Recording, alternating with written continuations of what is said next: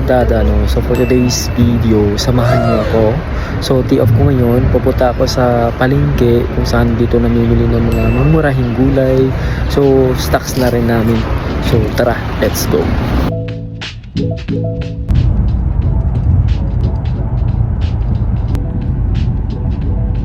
Ngayon ng isda, gulay. Kasi nagsasawa na kami sa puro manok na lang. Wala pa akong tulog. Mumula yung mata. Tara.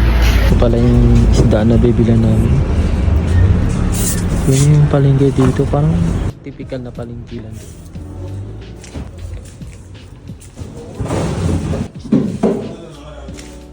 Ipon mo ah. Wala akong isda.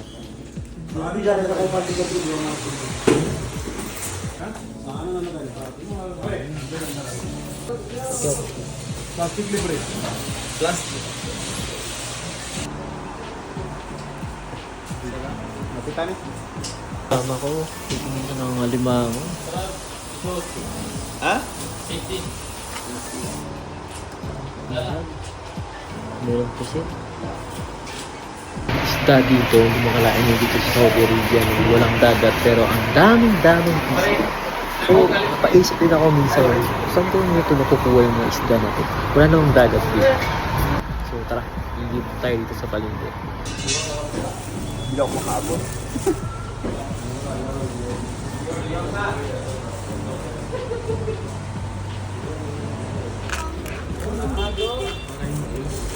Nag-ano siya?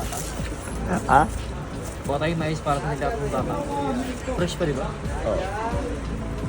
Lalaki ng mais eh.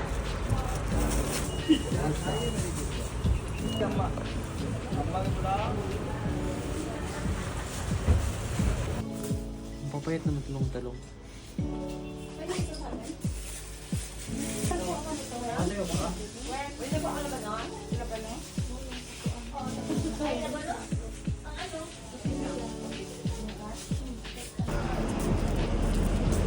Wala natin ikot, bibi agad. So up next, pupunta kami sa Nesto Hypermarket.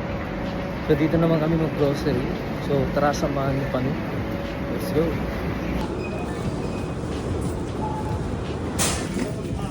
Dito kami sa loob. Punta kami sa loob ng Nesto Hypermarket. So yung unang kukunin namin is bigas. Kanin is life. So tayong mga Pilipino hindi pwedeng walang bigas. Kailangan natin ng bigas. Bigas? Person is tan munggo. Munggo. Ano munggo? Hindi tayo ng munggo. Okay, trio lang. So, pwede Ito yung mga Philippine rice. So dito kasi mga ibang lahing rice to. So ito Filipino rice. Yung jasmine. Pero gawa sa made in Vietnam. Pero sumsum naman. Meron pa iba. Ito. Ito Manila. Manila Garden. Manila Garden Wag. Wag. Jasmine rice. Ano yung Manila Garden yata? Magkano to? 42. 42. Po kami ng dalawa. So isang ganito, 10 kilo siya. Yung price niya, 42 real. So sa Pilipinas, huwag muna natin computein yan. Baka masaktan ka lang. Pala sa Nesto, meron ditong Filipino product. So papakita ko lang sa inyo. Ayan. Tatak Pinoy. So ayan. Tatak Pinoy. So lahat dito yan mga Filipino product yan dito. So makikita natin dito yung mga pagkain Pilipino. So tara, katulad yan meron pasit canton, laking yun. So puro mga kababayan yung mimili dito. So merong mga bihon. Lahat ng makikita dito puro Filipino product. Tatak Pinoy. Yan, spaghetti sauce, lahat, pati mga snacks. Meron ditong Filipino product. So meron ditong mga ito, kung bansang ulam, magic sarap. Ayun. Kabayan. Yung nagko-commercial dito. Ano yan, sabi mo? Kabayan. Sa Sikri Cereal, meron ka ng bihon, kabayan. Kasya na yung pang medyo boy na kabayan. So lahat dito mga Pilipino product. Meron dati puti, toyo, siyempre itong magic sarap. Ano yan? Meron pa dun, ang dami.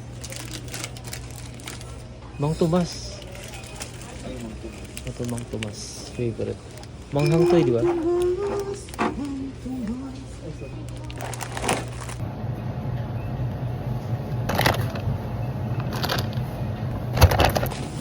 So, itong melon dito, tag 3.95 real. Gusto mo? Sige, kuha tayo isa.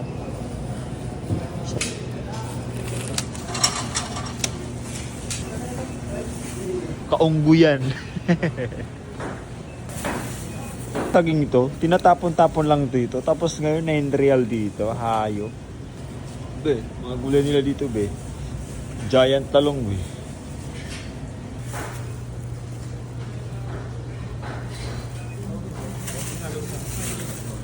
Lalaban ka sa nangka na to. 20 real yan. Boss. Ano yan, boss?